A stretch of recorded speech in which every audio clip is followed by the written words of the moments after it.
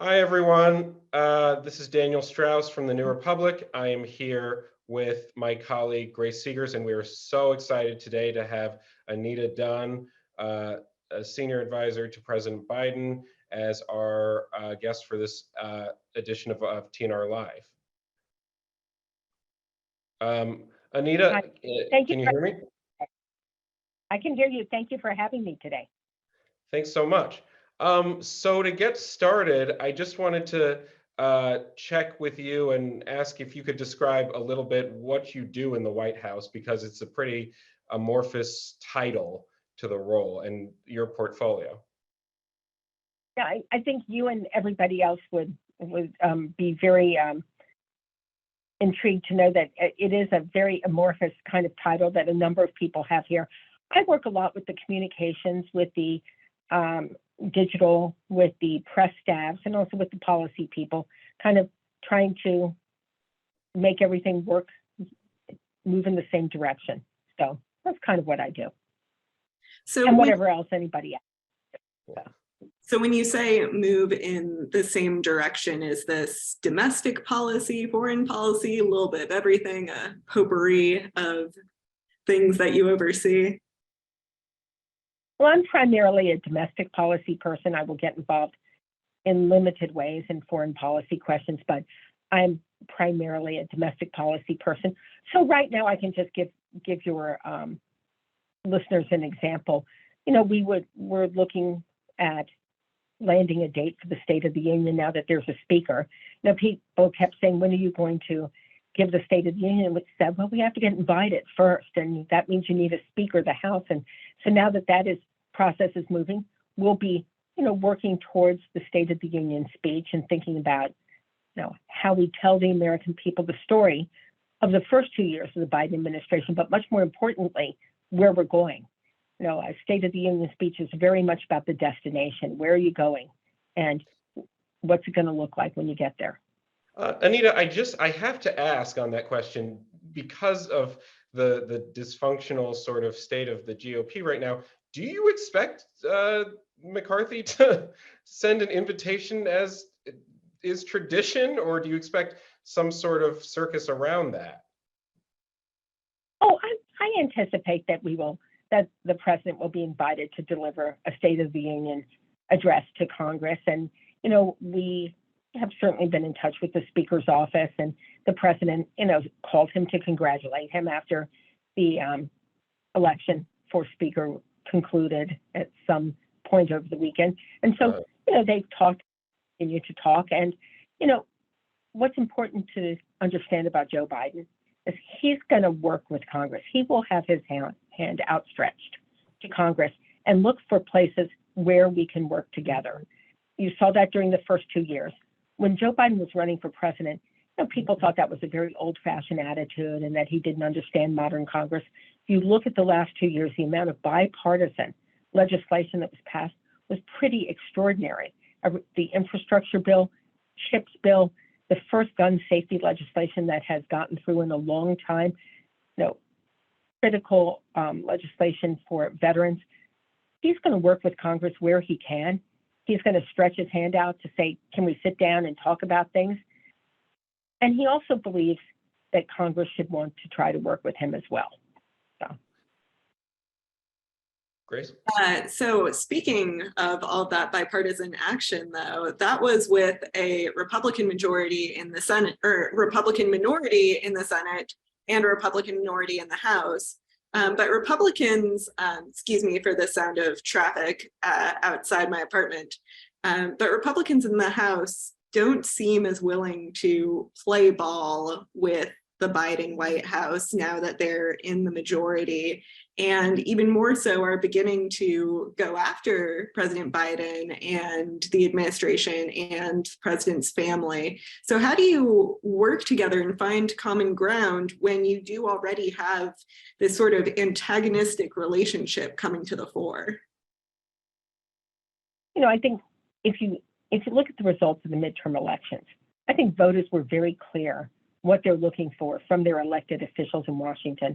And they're not looking for political stunts, and they're not looking for political messages. They're actually looking for action that is going to improve their lives.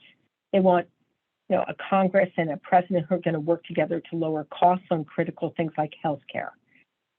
They want a Congress and a president who are going to work together to rebuild this country's manufacturing base. So I was amused today to see Congresswoman Marjorie Taylor Greene praising the announcement of the significant investment that's being made in her congressional district to build solar panels. It's going to be the largest solar panel manufacturing plant in the country, probably. And that's possible because of the president's Inflation Reduction Act. So even people who are opponents are happy to, praise the benefits here.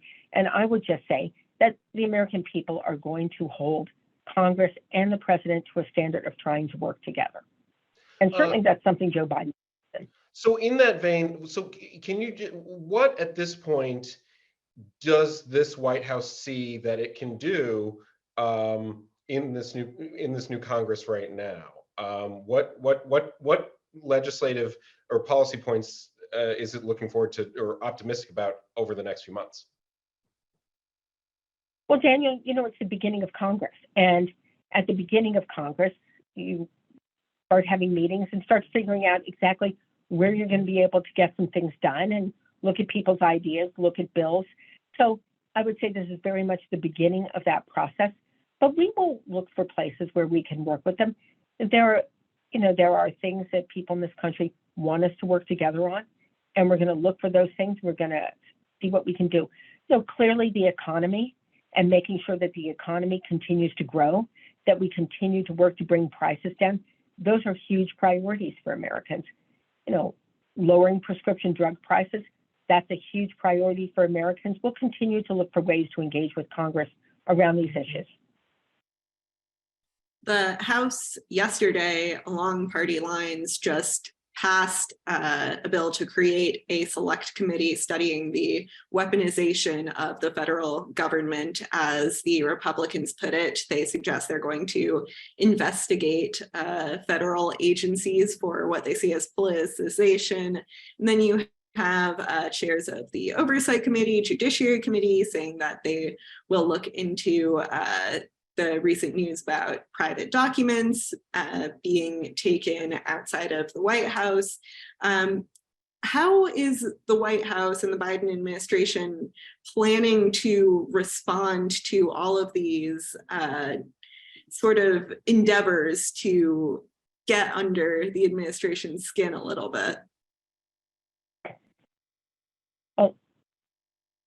No, it's not as though we weren't warned these were the approaches that some extreme members of that caucus would want to take, given the fact that they've been talking about this and very little else for 2 years now.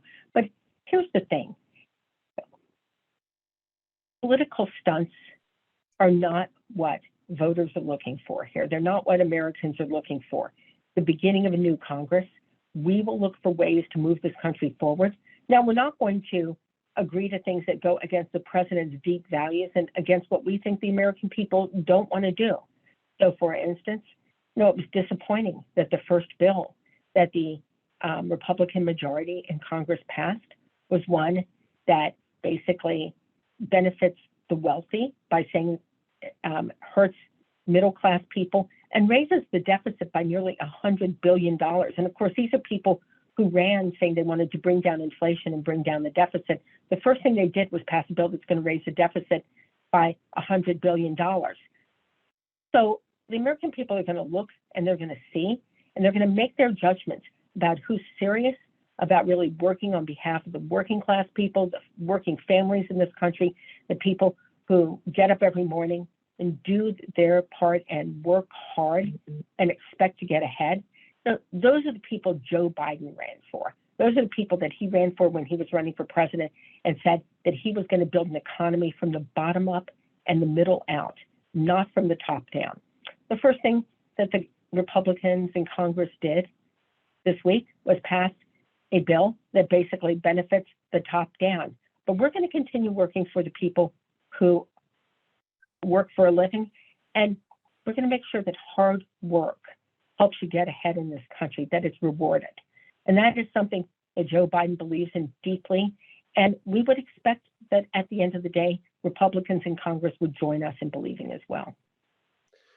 We're moving a little bit toward, or not a little bit, we're finally getting into 2024 presidential campaign season where everything is political and everything is really read in that light.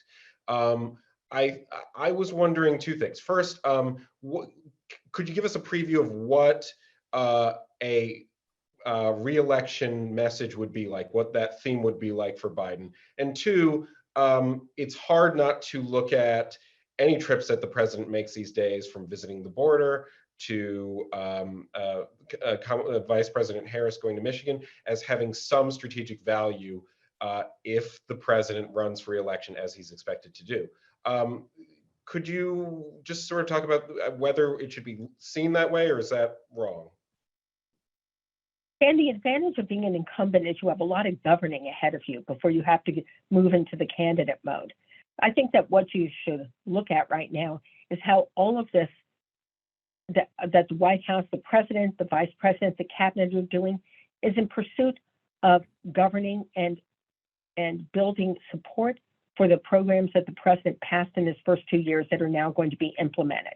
You know, we chatted right at the beginning of this about the fact that a lot of the things that got passed haven't even started to take effect yet, but they're going to. And as we go through the next 2 years, communities across this country are going to feel the effects of those roads getting widened, of those bridges getting fixed, of that high-speed internet they didn't have before, of those small businesses. You know, in the last 2 years, we've had a record number of small businesses start in this country, of manufacturing jobs getting created, of making it in America and buying American, and the extraordinary effect that has, not just in terms of the big cities and the coasts, but the heartland as well. So, you know, the advantage of being an incumbent president is that you get a nice long time to govern before you have to worry about being a candidate. Now, there are plenty of other people who are going to worry about being candidates, but the good news for us is they're in the Republican Party. So again, in that vein, what is the message going to be if Biden runs? Well, you know, at the end of the day, you know, a good message is developed in contrast to your opponent. So I'm not going to sit here today and say, you know, first of all, I'm hatch-hacked, right? So I really can't even talk about the 2024 campaign. I don't want to get in trouble. But second of all, I would just say that the message that you're going to hear from the President of the United States is about the importance of the building this economy from the bottom up and the middle out, of being on the side of people who work hard for a living, and that working hard should be rewarded in this country, that we are rebuilding the global coalition to make the world a safer and steadier place, and that the president's wisdom and experience and his leadership have made these things possible, and that when we work together as a country, there's nothing we can't accomplish. Okay. So that's what I can say about Joe Biden. So we've asked you a few specific questions, but given the broadness of your portfolio and your role, I also want to ask, you know, what are your biggest concerns? What keeps you up at night in your job? And what worries you the most?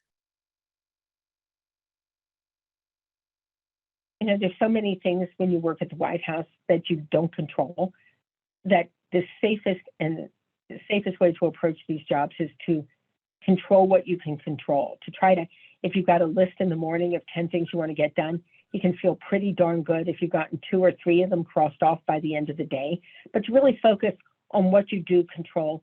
And, you know, the other thing I would say is good process yields good policy. So making sure that you have processes in place where people have input into decisions that are getting made, that people's voices are heard, that you do have a good diverse group of people around the table, because we all bring different things to discussions. And that's the kind of government that the president has built. I will tell you, as someone who worked in the previous White House, there's something about looking around a table and seeing more senior women than men in a lot of meetings here that is just not something you've seen in previous White Houses. It is, you know, I could never sleep if I worried about everything I should be worrying about. But what I really do believe is that concentrating on the things that we can control, doing a good job of governing, living up to the president's standards that he has set for us in terms of service to the American people, helps us be prepared when the unexpected things happen. You know, this is an administration where a problem comes up and, you know, the press rushes out to say, oh, it's such a crisis, and then we solve it. And then the press has to run and find another crisis. And that's just kind of the way it works, right? But, you know, good government gives you good process, which means that when you have problems, you can go fix them. And that is what we try to do. So I want to go back a little bit to a few days ago. The president rode with Senate Majority Leader Mitch McConnell. If he heard you calling Mitch McConnell Senate Majority Leader. Oh, excuse me. Right, Senate Minority Leader. Well, I'm going to note that. By the way, in that vein, were you surprised with the election results? I mean, I know you can tell me, no, I wasn't surprised because our message was better, but like, were you surprised? What did that change your mindset about the next 2 years? It didn't change my mindset about the next 2 years at all. I will say that there is such a benefit to getting out and actually talking to voters. I was able to travel with the president that last week. And if you talk to the people who were at events and listened to them and looked at the crowds and what people were really concerned about, it didn't feel like it was going to be a disastrous midterm. And having as a victim, or not a victim, but I would say a veteran of many disastrous midterms, I can tell you, I know when a bad one is coming. So I think that we at the White House, people thought that we were either overly optimistic or just spinning them, but we didn't see the red wave that many other people did see coming. That just was not something we believed was going to go on here. And it's because the American people really do care deeply about their personal freedoms, their personal values, and about democracy in this country. We also felt that the president's message, yes, was the right message. And I think that the results bore that out. So as we look ahead to the next 2 years, I can't do this in the electoral context, but I can just say that the president's instincts about where voters were in 2020 were right, in 2022 were right, and he, as he likes to say, he's learned a thing or two about politics over the years. So. I was skeptical about the democracy message that the whole party was pushing, and it really did seem like the law and order message that the GOP wanted to push would break through. But that's not what happened, and that to me was very surprising. American people care about democracy, and even though you can't go out and poll, how do you feel about January 6th? I think that really did shake people up in this country. It should have. And if you look at reactions and talk to folks, they understood that there was a significant threat to democracy. And as the president says, that it is, that you can't take it for granted. You continually have to defend it. And if you talk to voters at these events, they saw that. They would volunteer that they felt that democracy was being threatened. And they thought that vote of theirs really mattered. And, it was an unusual midterm in terms of who turned out for it. Usually in a midterm election, only the people who are, the party that's not in power, who tend to be angrier turn out. In this midterm election, interestingly enough, people on both sides were angry about different things, but they were angry. And that enough voters really did feel that the Supreme Court taking away a fundamental right for women, and we haven't talked about abortion, but it's, you cannot overstate the importance of that in terms of bringing home to voters kind of the threat of extremism in this country, having a constitutional right taken away after almost 50 years, and that the threats to democracy were very real to people. Grace, we got 5 minutes left. Yeah, so we talk. Bringing up that what you were just talking about, we are now in the back half of the first term of the Biden presidency. So looking strictly at these 2 years that you have left in this term, what are going to be some of your priorities going forward? If at the end of the next 2 years, we've seen the continued transformation of the American economy to one where we're once again building things in America, where we are seeing clean energy be not just competitive, but also creating the kinds of jobs that I think many of us always felt that a true clean energy economy could produce. If we see, if we see wages continue to be higher, if we see workers continue to be empowered in this economy, if we see the world continuing to unite against autocracy and to stand up for democracy, that those will be real things that will have been accomplished. This president has, in his first 2 years, accomplished a historic amount, and then had that followed by a historic midterm that no Democratic president in their first midterm in 60 years since Roosevelt had done as well as this White House, as this president did. So I think that he is not averse to making a little history here, and that we are all grateful to be able to be part of that.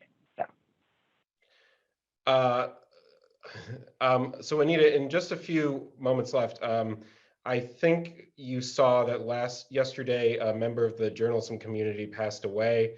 My former editor, Blake Hounshell, who I worked with very closely. I'm not sure if you ever talked with him, but he definitely sent reporters your way, sometimes for stories I think that you were probably happy to work with, and sometimes for stories that didn't. If you don't mind, in closing, I'm going to read something that I wrote related to this, because you were giving us your time, and that gives us a little bit of a platform. As most of you have seen, Blake Hounshell passed away. He was a pillar of the Washington journalism community, and our mourning is deep. I am particularly sad because I was close to him, but he never told me or indicated at any point over 10 years that he was struggling with internal demons. I wish he had reached out. So many people cared about him, which underscores that depression and mental disorders are not something to be ashamed of. They are not something to hide or something that only affects the weak or incapable. Blake was one of the smartest people I've ever met. I have other friends who are ex-special forces and are battling depression. Excuse me. I sometimes suffer from depression myself. And I know that the fight is, the only way to fight this disease is to reach out. This is not a battle that can be won alone. It is a sign of strength to ask for help here. So if you are struggling with internal demons, please reach out to your loved ones. If you feel there is no one to reach out to me.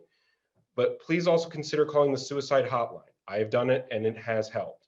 We're going to include a link at the bottom in the chat window for all of our viewers, and also in our next edition of the newsletter, which will feature excerpts from this interview. So thank you so much. If you have any... Thank you. And I will just say briefly that I did know Blake, and I respected him a huge amount as a reporter, for the simple reason that he was a good enough reporter that he was willing to admit when maybe something that he'd been tipped off to just wasn't a story. There aren't a lot of people like that left in the business, but I respected him. He was smart. He knew how to put things together. He was always, a delight to deal with, in the sense that he was not abusive, and he respected. I felt like he respected me. I respected him. I would add one thing to that beautiful thing you just read, which is, in addition to people not being scared to reach out for help, reach out to people you think are struggling. Okay, if you feel, or even if you're struggling, but you're just like, are you okay? Or can we just, that it is, mental health is one of the greatest challenges facing this nation. And the other piece of this is no stigma for people who need help. Okay, it is just an important thing that people need to be able to feel like they can talk about these issues, and that they can ask for help without getting stigmatized. So Daniel, enlist me in whatever you're doing, okay? Will do. Thank you, Anita. Thanks so much for your time. Let me also once again offer you the chance, at the bottom of our newsletter, we feature a pet of the week. Your cats are welcome anytime. Okay, Scoop and Oscar will be there. Okay. Okay, I'll hold you guys. Grace, do you have any closing thoughts? No, I just want to say thank you so much, Anita, for joining us. Thank you, Daniel, for those beautiful remarks. And we are so grateful to everyone who tuned in. And we will see you next time at the Run Up Live. I believe our next one is January 23rd with Jonathan Cott. So look for notifications about that. And thank you, everybody, for joining us. And thank you, Anita.